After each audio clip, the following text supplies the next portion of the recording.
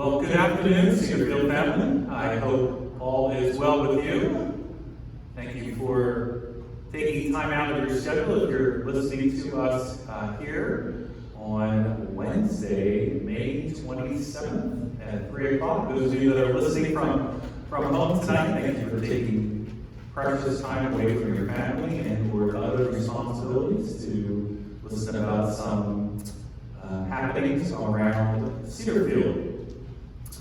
First off, I just want to thank the team members who were so instrumental in organizing our Memorial Day festival of sorts on Monday. I know that the Dining Services team and the neighborhood leaders, clinical leaders of Sunshine Plaza, Assisted Living, and the Health Center put so much time and effort into planning that event.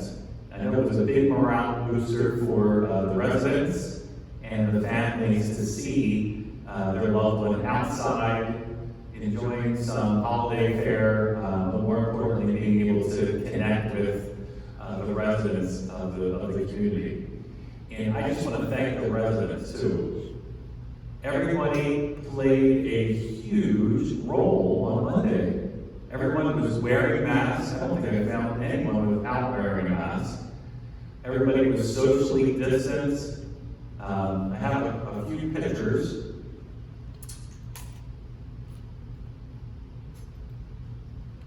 This, of course, was the virus police. We had 15 people walking around with their Sharon Brown, our housekeeping director, found those belts that were able to put we call it quaternarium, the product in that bottle. If you squirt on a surface, you only need to keep it on the surface for 15 seconds. So it was such a sunny day, actually, you could just leave that product on the chairs and the tables. But there were 15 virus police walking around, squirting down chairs and tables, and so there's that part of the planning. Here's a picture from the link, the climate control link overlooking that waterfall, and then into the courtyard. Hey, can you zoom on these? You got it. This shot is from the Wellness Building back to the Fellowship Hall. You can see we purchased a few umbrellas. Not all the umbrellas made it in on time. We do have one of the lessons learned of this event. We need to put more umbrellas out there so that we have some shade. Krupa, I believe it was Krupa, that put all this art on the sidewalk. We thought it would be a fun way to have the 6-foot distance markers on the sidewalk so that people can enjoy the art while they're standing 6 feet apart from one another. So there was this art in front of the ice cream stand, and there was also art along the semicircle where people have to wait in line for the hamburgers and hot dogs. Here's actually a shot of the residents. Now, look at that. Isn't that awesome, right? Residents were waiting in line 6 feet apart from one another. Here's another shot from where the hamburgers were, back down towards the park. Everybody just really taking great advice with all the social distancing and being very compliant. Here's one in the back to the Fellowship Hall. So again, in total, we served 220 people on that day through 4 different seatings, and I must say everybody was just outstanding. It was a great first festival to have in the courtyard. So a big shout out to the residents. Thank you so much. We appreciate how compliant everybody was with the rules of the festival. It was our first of many. What we're going to do, I think I have to slide back a little further. We're going to wait 14 days, right, Doc? Right, Ann? We're going to wait 14 days in order before David and his team even have the next festival out there. So this is our test festival, and we're interested to be out of an abundance of caution, just to make sure that a 14-day period of time goes by without any little blips on our radar screen of any surges. So in the meantime, David and the team are going to be thinking about other festivals throughout June, July, and August that we can have in the courtyard. But we are going to take a little bit of a 14-day rest period so that we can monitor any surges that might be on the campus. Oh, did I put that in here? Oh, God. Well, he's on there now. I was going to save this for tomorrow. Everybody knows Vlad. Vlad is our physical therapist that works for Health Pro Heritage. Vlad gave me the clearance to share good news. Vlad, in the beginning of June, is going to go pick up a little baby girl in Delaware, a newborn actually. So he and his wife are adopting their second.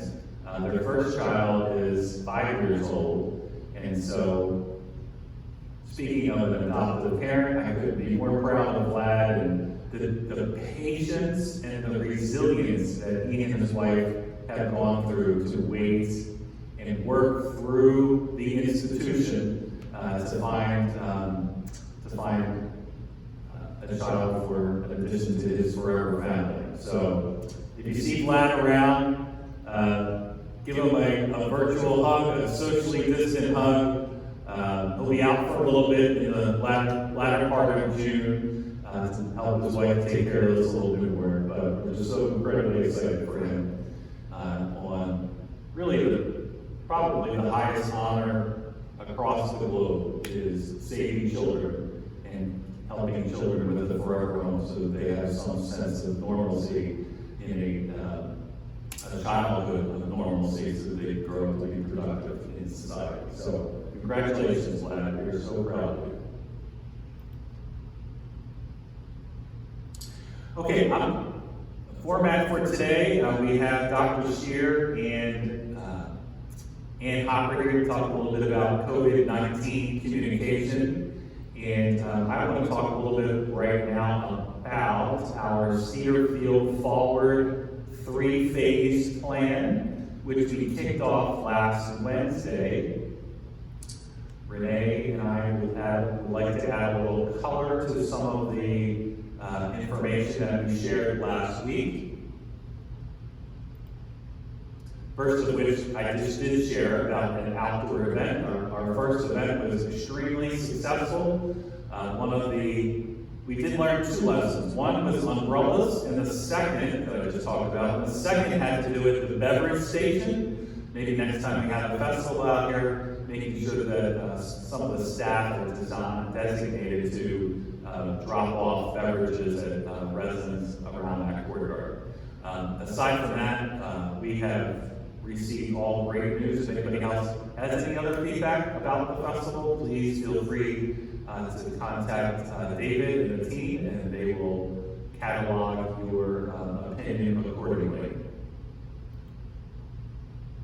I did want to talk about contact tracing and infection control. And so in this first phase of our 3-phase plan, yours truly has promised the Department of Health that we would be vigilant with contact tracing and infection control. And so let me start with the second one, infection control. Infection control is not the sole responsibility of the housekeeping department. Infection control is everyone's role.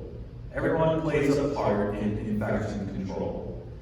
And so as we are unfolding phase 1 here, we all have a responsibility to clean.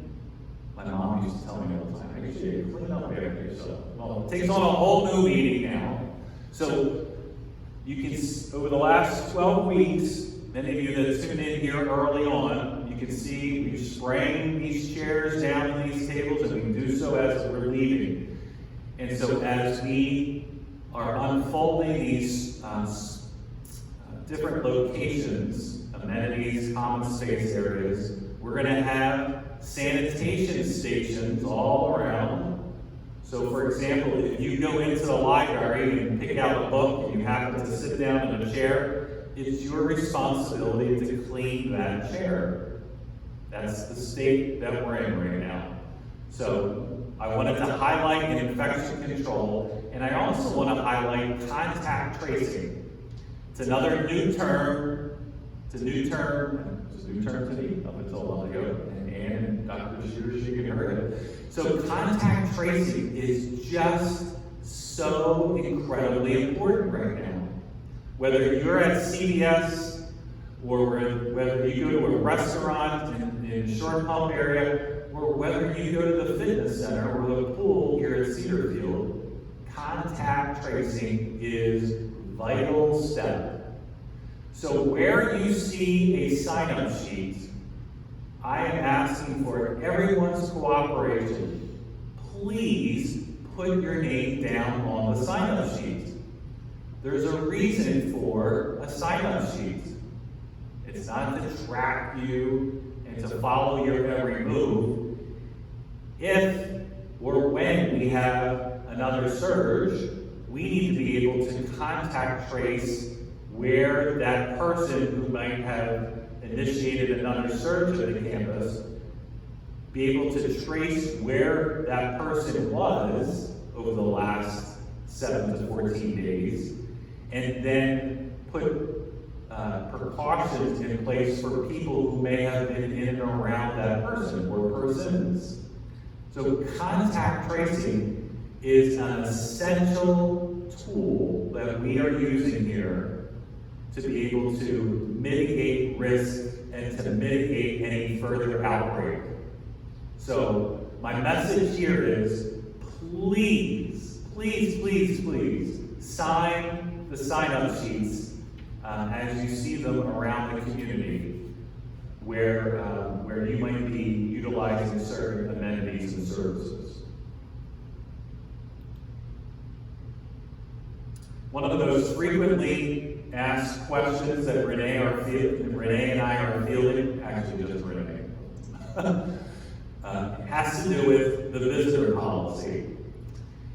And so part of this 3-phase plan, we are easing into a new norm. Once we get to the 3rd phase, hopefully everyone has read our memos. When we get to the 3rd phase, it won't be back to life as we knew it. It will be a new norm. And so we're easing gradually going towards phase 3. But in phase 1, visitors are not part of our plan. Many people say, well, you're letting us go off campus and visit them, and well, that's fine. Everybody has a counter to anything that's in this plan. In fact, probably everybody has 10 counters to every piece to the plan. We have probably encountered 3 or 4 alternatives to what's in the plan. So, and that's part of our job, and we accept that, and we got broad shoulders, and we will carry forward. But visitors are not welcome right now. That is not part of our plan. And so the next frequently asked question is, well, Michael, it's just not fair. You're discriminating against us. The residents who don't have a car or don't drive, it's just not fair to us. You're discriminating against us. You're not making rules consistent with the campus. And you know what? There's many parts to this plan that there's just there's a pro and con, or some groups may benefit than others. That's just part of the plan. It'll be part of phase 1, it'll be part of phase 2, and it'll be part of phase 3. I am not developing a plan that is going to try to make 500 people happy and 300 team members happy. That is just an impossibility. And so over the last week, Renee and I have been fielding this question. Well, I don't have a car. And so, what are you going to do for me? I want to go visit my son or daughter, but I don't have a car. And so, we talked about this morning. If you are one of these folks, residents, and you do not have a car, or you can't drive, or you shouldn't be driving, talk to Dr. Shearer, Dr. Green about that, then we are going to make possible a drive-in for a family member to pick you up. The process is, we'll outline the process in a memo tomorrow, but essentially it's calling the administration office so that Renee can catalog your information and your time, and we need to get that information to the gatehouse. And we're going to try to do this over an advanced period of time of 24 hours so that Renee can set up the gatehouse for success. So we're going to try it, and here's my public service announcement. And I know you're all probably thinking, oh, there's loopholes to everything, Michael. Whatever you're going to say now, we'll try to get around it. So, social distancing, physical distancing of 6 feet. When you're inside of a car, you're not physically distant. I can stretch out my arm, and the person that's driving the car can stretch out theirs, and you're not socially distant. So those of you that are driving off campus with 2, 3, 4, 5, 6, gatehouse told me 6, 3 people, 6 in one car. That's not socially distant, and you may not care, but I care in order to protect people at this community. So my public service announcement is, if you are, again, going back to the beginning, we're talking about trust here, trust in living out these shared values. If you're leaving the community or someone's coming to pick you up, could you please sit in the back seat of the car so that you're socially distant from one another? And that's another layer of protection, keeping yourself safe. When you're in that car, you most definitely need to be wearing a mask, because you're in close proximity, and those droplets that can occur from a sneeze or a cough, you will breathe in those droplets very quickly, especially with the ventilation that's going on in the car, blowing those droplets around. And so, just a public service announcement, please don't, for those of you that are driving off the property very lightly, I would just please caution you to practice these shared values even in a car. Those of you that are frequenting your family in the immediate area, to the best that you can maybe alternate. If you're in a spousal situation, if one of you might want to go one day to go visit your daughter and the other one 2 days later, that's even better, so that you're not confined into one car, or you got that many more people in a house outside of the community. So, did that just make sense? Did that make sense? Okay. If anybody has any questions, for those of you that are, he's preaching and behind the scenes, we'll just go about our business, and really who cares about the mission statement and the shared values. These posters that you see here, Ann Hopper and Dr. Shearer are going to get a little bit into these posters. We have magnets and business card like size coming, so that people can really be sharing, spreading the news, as Frank said, about what we're doing here to keep everybody safe. So we're in phase 1, and phase 1 has a lot to do with safer at home. So we saw an uptick of 550% of people traveling off the campus over the last week. So I'm hoping that people feel the freedom and kept themselves safe while doing so and leaving the community. Just a reminder, While we're not at a stay-at-home order, the governor and the White House is strongly recommending that we are at a safer at home order or practicing this order.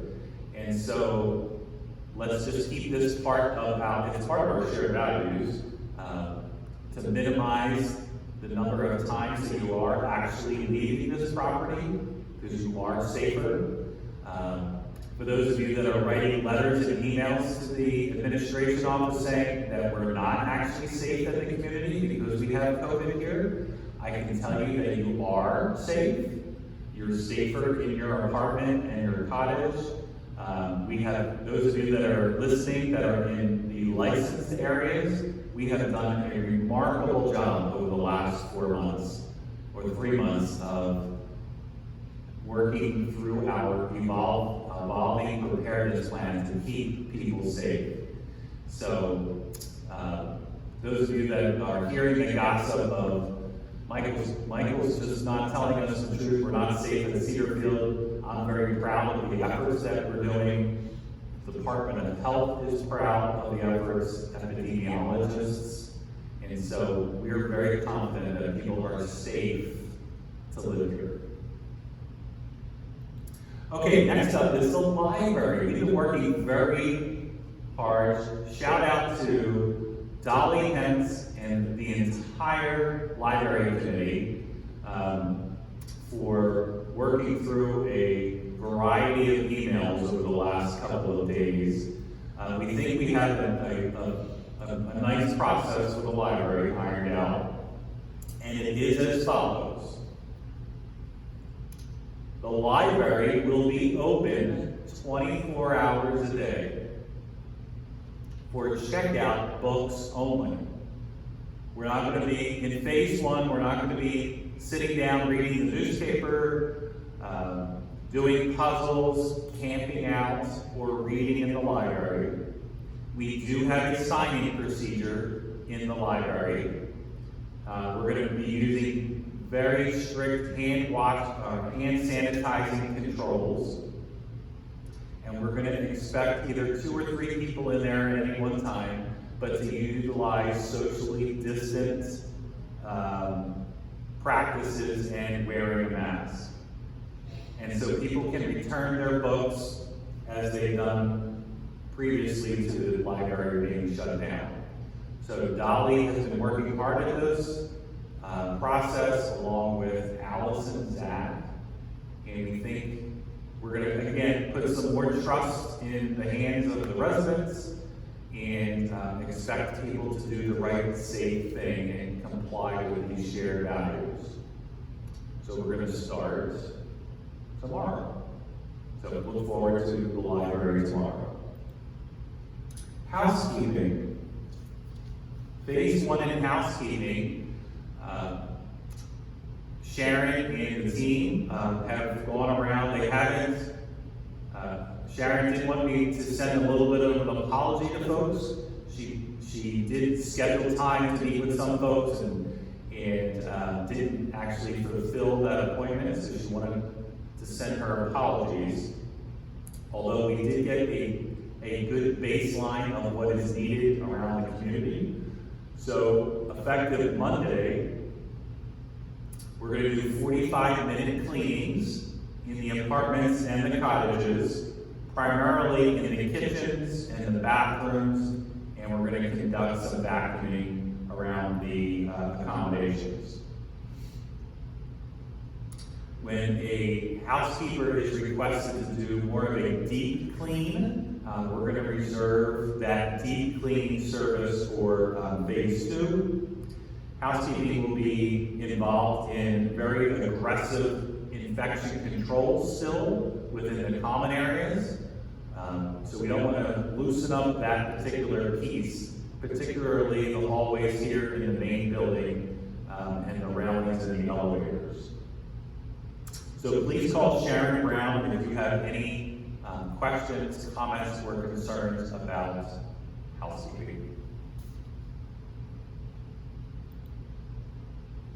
Another spot of bright news, Kathy in the beauty shop, She had the Department of Health here today, and she had flying colors, 100% survey. So hats off to Kathy. She worked very hard. The Department of Health, actually Virginia, the Commonwealth of Virginia, put out some very strict guidelines for beauty and barber shops to open up. And Kathy worked very hard to make sure she was compliant with those standards, and she got it 100% today. So as you begin to see her and get her hair done, you can pat her on the back for all the work she did to prepare for that site visit, to enable us to even unfold this amenity. I know that she would be thankful to hear your kind words. And then just another public service announcement about the mailroom, the in-house mailroom. We have, I guess intel is the best way. We have intel coming our way that 4 to 5 people have been in that mailroom at once over the weekend on many occasions. So Renee and I put out some blue tape in the hallway. If you could all please just be compliant with the mailroom and only 1 or 2 people in that mailroom at all one time, that would be super fantastic. That would be compliant with our 6 feet distancing rule. The governor came out with wearing masks. Big deal, especially inside. So inside public spaces, as in Cedarfield, our hallways, in our library, in our pool, in our pathways to wellness building, all of those areas are what the governor was referring to. So please wear your mask. Do we have extra masks in the administration department? If you don't have a mask, call us and we'll get you a mask. I think most people have masks at this point. But if you don't have a mask, and that's what's holding you back from leaving your apartment to either go outside or come down and get your mail or come by and wave at Renee, then stop by and Renee will get you a mask. So we don't want that barrier to be in front of folks. But the governor did come out with wearing masks, and it's just critical. It's the best protection to keep this virus under control. Okay, I'm going to turn it over right now to Dr. Amy Shear and Ann Hopper. Thank you both for joining us.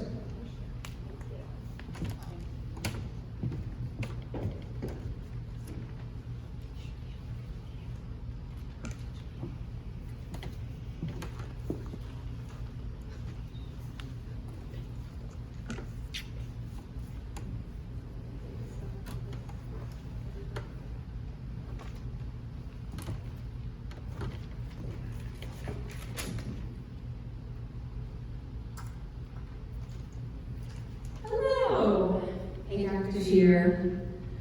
How are you today, Ann? Good. What about you? I'm doing wonderful. Hopefully everybody out there is as well. All right, we're just going to jump right into it. Okay. Why is it okay to leave campus from independent living, but not leave and come back for assisted living or health care? So one thing I want to start with is just, although we can leave campus, I would really say, we want to make sure that we're not leaving unless we actually need to for our mental well-being or our physical well-being, to really take a look at any activity that you're going to be doing off campus and decide, is that truly worth the risk? So that's number one. Number two, the difference between why we would be, more restricted in different levels of care has to do with the risk of that level. And again, going back to kind of what we talked about last week, the more exposure there is, the more touches from healthcare that need to be provided so that somebody can, survive and thrive, puts that person at increased risk. So, in assisted living, you need more support than you do in independent living. That support then comes with its own risk, so we don't want to add to that the risk of going off campus. So that's why there's going to be a difference between, you can kind of see in those phases, when we talk about the licensed areas versus the non-licensed areas. It really has to do with the vulnerability of the population in that area, so.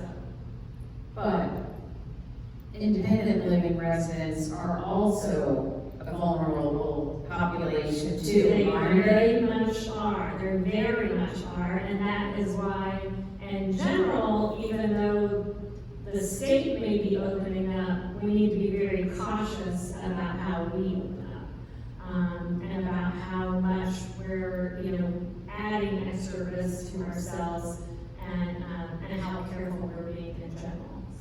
Okay. Which leads to, how can we protect ourselves when we leave? Well, I think we've got a little sign here that Michael has provided about our shared values. And that kind of, I've written some out, but this is an even better kind of demonstration and something that's going to be up and around. But these are all things that we can do, and we should continue to do on campus as well as off campus. And all of these points have to do with ways that we can protect ourselves. So the biggest one being wearing a mask. So, we've talked about, we want to wear masks at all times. We also want those around us to be wearing masks at all times. Masks kind of prevent you from touching your mouth and your nose, but they also protect you against other people. So the mask you're wearing yourself doesn't necessarily protect you as much, but it does protect everyone else. And if we all wear a mask, the mask, even more protection. So we want to make sure that everyone around us is wearing a mask as much as we possibly can, and not going into places where people are not wearing masks. I think that's also important. Staying physically distant, keeping that 6 feet apart, that's also going to help prevent us from getting COVID as well as it spreading. That personal responsibility to follow the rules and to change our behaviors. Develop a collaboratively ensuring diverse opinions. We've heard. What to agree with us? All right, we've got our pathways to well-being. Michael went over a big part of the safer at home practices, and Dr. Shear just talked about good hygiene, washing your hands frequently, and don't touch your face. And then Michael even touched on this, implement aggressive infection control steps in your home. I know I am making changes and have been ongoing. I have been fortunate not to be sick. But we have to notify, knocking on wood, I have to notify my supervisor if I were sick, and of course I would stay at home. And then, to get in touch with the clinic or administration for any questions or concerns that you have. And sharing these values with your families and friends, it keeps all of us safer and your family safer too. So that's a great summary of all the things that I would also recommend doing. And I think, in general, I want to be asking myself, and I want all of us to be asking ourselves, is the activity we're about to be doing worth the risk of that activity? And if it is, then I think that we're said that that's okay, and we should do that. But if it's not worth it, I would just refrain. Right. I think I look at no meal at a restaurant is worth getting this virus. Right. Not that I know where I'm going to get it from, but I figure I can cook well enough at home and stay there. So. Right. Yes. All right. What kind of activities would you recommend? Folks do want to do something. Well, I think the activity that we had here on Monday was an excellent example of a very safe activity that we can all be doing. And I think I would encourage that, as much as possible, attend those events, get out and see your neighbors, see some of the staff. But, I know here we're practicing, very, strict infectious control policies. And then I would say, I'd look for activities that are in and of themselves distant. So, maybe hikes, activities outdoors are going to be safer than those that are indoors. I don't think it's worth the risk to go to a crowded shopping area right now. I don't, when it comes to, kind of movies or things that are not necessary, I wouldn't go grocery shopping at this point. I try and stay away from, indoor things as much as possible. But, if I was gonna pick a restaurant, even though I don't think it's worth it, myself as well, but if I was gonna pick a restaurant, I probably want one that takes reservations so that it's not gonna be overcrowded, because I think that would be, ones that will advertise that they're keeping tables spread apart, that they have, practices in place. And I think there's some places that are really priding themselves on the changes they've made. Other ones are just winging it, so I wouldn't feel comfortable with that. Right. Do I really need to wear a mask with my family or close friends? And what if they seem healthy? Do I need to wear one? So the answer to that is yes. And the reason is because 50% of all spread from COVID, 50% of people don't know they have it. And that, could be because they haven't, it hasn't become severe yet, so they may be in that first, 2 to 3 days, or it may be that they just don't have very many symptoms in general. Maybe an asymptomatic spreader. So 50% of the spread being from asymptomatic people is that's scary. And that's what has swept the globe so much compared to, we had SARS, it was just as infectious, but people were symptomatic when they were at that most infectious point. So the difference between SARS and COVID-19 really has to do with that asymptomatic spread, and that's why it's become such a global problem. And so, although we know our family members well, we're not living with them. Right. So their exposures, when it comes to that contact tracing, is different from our exposure between, either ourselves in our apartment or ourselves and our spouse in our apartment. We can know where each other goes. We can't, and although your kids may tell you, they also can't know where the people that they've come in contact have been. So it's just, you're adding that extra level of potential, could your child be asymptomatic and accidentally give it to you? I mean, they would feel horrible, Right. if that was the case. Why not just wear a mask? Right.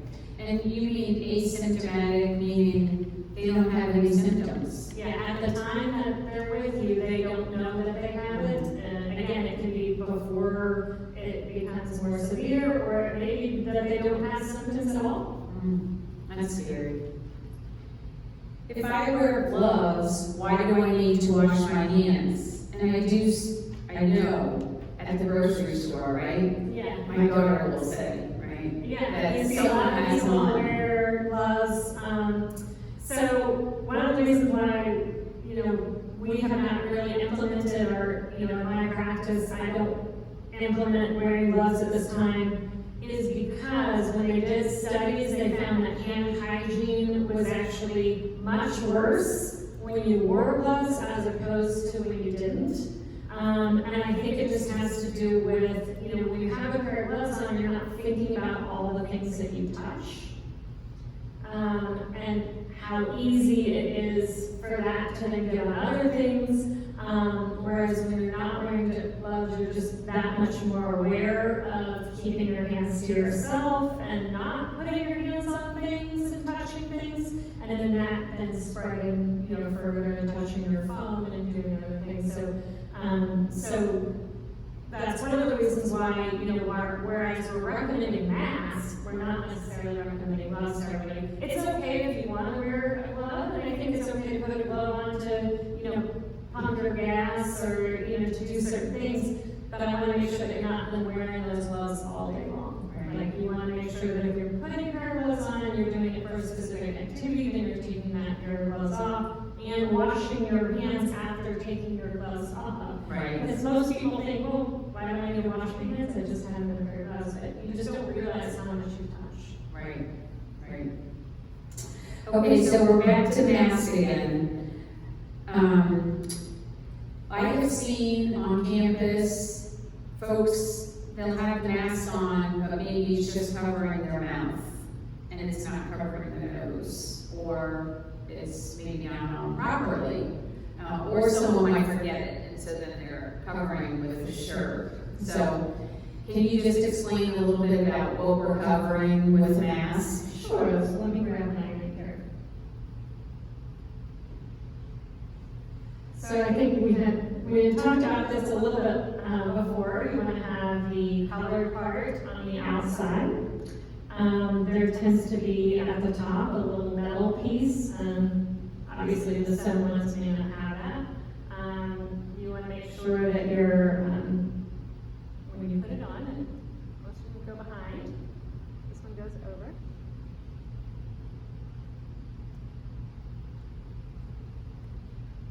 You want to make sure that both the nose and the mouth is covered. If it has a metal piece, you want to pinch that around the nose. Again, all of this is as much as possible to create a seal so that what you're breathing out and in is from you, and not from everywhere else. Now, I understand people have shortness of breath and difficulty, and I've heard a lot of arguments against well, I can't breathe with it on. I need my nose out so that I can breathe better. But the problem with that is that once you have your nose out, the degree of which you're keeping what's yours to yourself is much less. Right? So, and same with the mouth not being covered. It's the proper use is to have both nose and mouth covered. Now, the other thing too is it also prevents you from touching your nose and mouth. And yet, if you have your nose and mouth uncovered, you're that much more likely to then, I can't tell you the amount of times I have my nose underneath the mask and it starts itching. I think we've all had that, right? And it makes you aware that you can't get to it. Versus if it was out there, you might, kind of itch your nose or touch your nose or your mouth. Right. So, Okay. And then what about when you take off the mask? Are people cleaning masks? What do they do with them? And what do you do with your hands when you take off the mask? So the biggest thing is I think, you want to try and prevent the outside from the inside, right? So you don't want the outside of the mask, you don't want to be grabbing it with your hands. It's okay to touch it a little bit as long as you're washing your hands immediately afterwards. So the biggest thing is when you take off your mask, you take your mask off, you then wash your hands. You want to assume that the stuff on the outside of the mask is dirty, right? So you don't want to be touching the outside of the mask as much as possible. Depending on if your mask is washable or not, you would then put it into your laundry and use a different one. Okay. And that's all I have. All right. Any questions, Kevin? What's the best way to wash that mask that you're wearing? The question that came in, not the N95-year-old. Oh. These? What's the best way to wash it? Yeah, those are both N95s. It's Yeah. a different version, it's stripe one, and it is supposed to do, it's not cloth. Yeah, so if you have a cloth mask, the biggest thing, and this is what I kind of do, whenever I come onto campus and I end up in the COVID unit and then come down, you want to wash it on with hot water, so it needs to go into laundry with hot water, not, tap water, not warm, it needs to be hot. And you want to send it through the full cycle, and you want to make sure that it goes into the dryer as well. So you want to both, it's the heat of the hot water as well as the soap, and then the dryer heat as well will help. And then- that's what I also watch. I know those masks, you can put in a bag, right? Yes. We use them again and again. Yeah, they're good for up to 5 uses, and actually, you can kind of see on the bottom where I labeled the date that I'm gonna put it on, because I do reuse Right. my N95 mask. Okay. Yeah. All right. That's it. Thank you. Thank you. Great. That's all.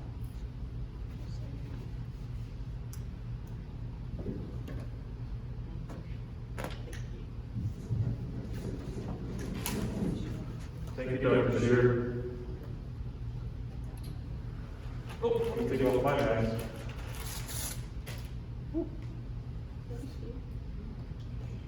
One question came in, Doc, or Ann. The masks keep fogging up my glasses. Is there any suggestions about how to prevent the glasses from fogging up? So they actually have a nice little YouTube showing how to put it on to where, you don't have to put it around your ears if you're wearing, glasses, which is kind of nice, but, you just want, in general, if the space is coming between, Yeah, so the basic, maybe we'll do a demonstration on Friday. Yeah.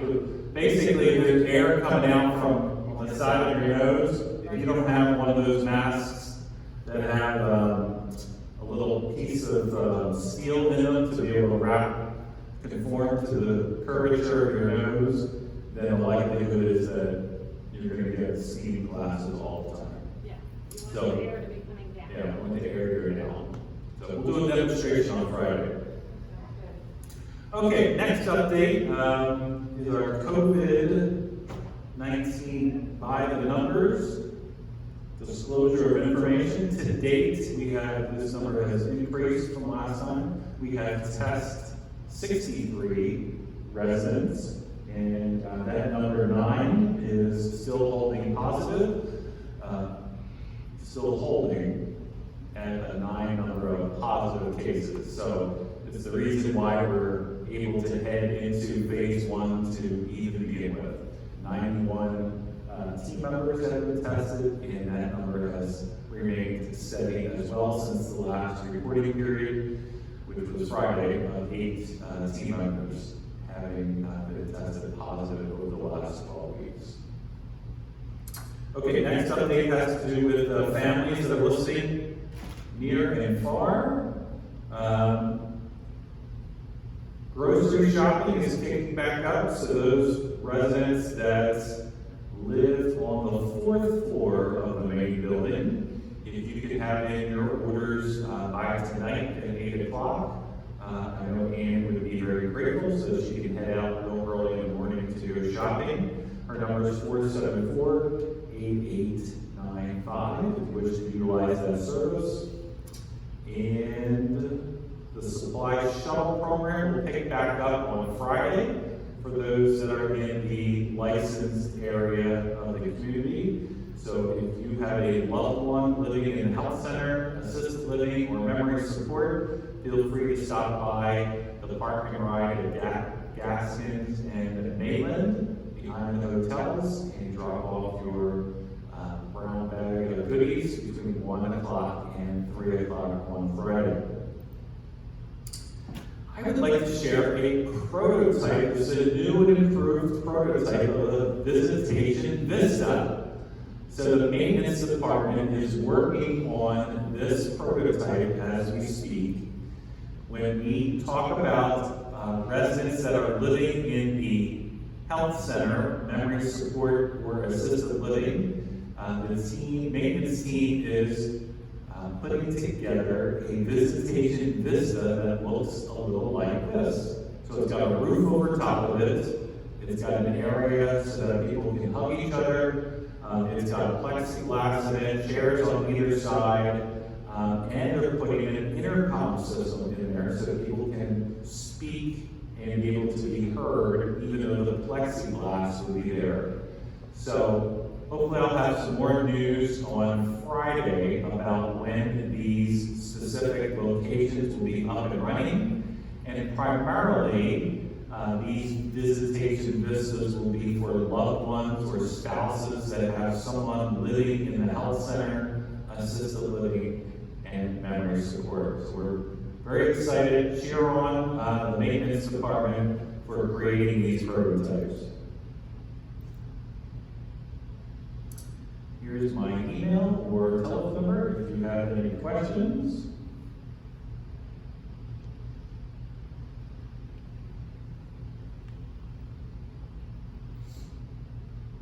Anybody has any questions, please feel free to utilize that number. Is there a service charge for the grocery shopping? Is there a service charge for the grocery shopping? And I believe the answer is no.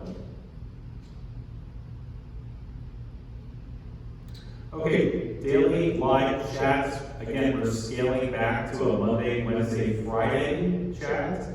So we will not have a chat tomorrow. We will kick this live chat back up on Friday at 3 o'clock. So we'll see you back at 3 o'clock on Friday. But don't be ahead because we have Trish Carter for spiritual well-being. Oh, one more thing before Trish comes on board. Tropical Bertha. Here's a pictorial that I picked off of the NOAA site. It was truly lived in Florida for 10 years, so I'm always tracked now. The storms that are coming across.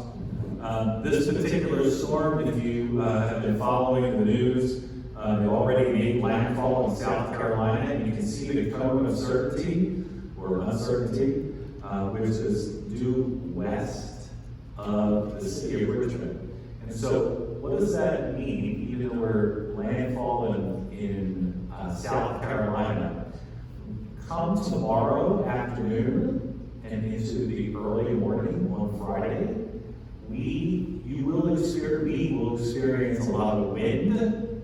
We are on the right side of the storm, which is always the nasty part of the storm. So the good news is that the storm, it's a tropical storm, it wasn't a hurricane when it hit. And B, it will have traveled over South Carolina, North Carolina, and then Virginia. So it should really weaken by the time it gets here, but we will experience some high winds tomorrow and into Friday. Okay. Trish Carter.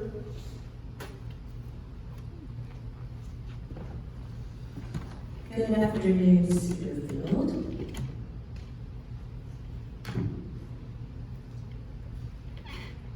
I would like to share with you a lovely reading that I found, written by Raina Maria Rilke. God speaks to each of us as He makes us, then walks with us silently out of the night. These are the words we dimly hear. You, sent out beyond your recall, go to the limits of your longing, embody me. Flare up like flame and make big shadows shadows I can move in. Let everything happen to you. Beauty and terror. Just keep going. No feeling is final. Don't let yourself lose me. Nearby is the country they call life. You will know it by its seriousness. Give me your hand. That was Raina Maria Rilke. And now for some good news. Okay. George and Virginia Davis will be celebrating their 65th wedding anniversary tomorrow, May 28th. They met in 1952 at Broad Street United Methodist Church. They have 2 daughters, Martha and Diane, 3 granddaughters, 1 great-grandson, and 1 great-granddaughter. In their retirement years, they have traveled extensively in the U.S. and Canada, having belonged to 2 travel clubs. They have lived at Cedarfield for nearly 11 years. So if you see Mr. and Mrs. Davis tomorrow, please wish them a happy anniversary.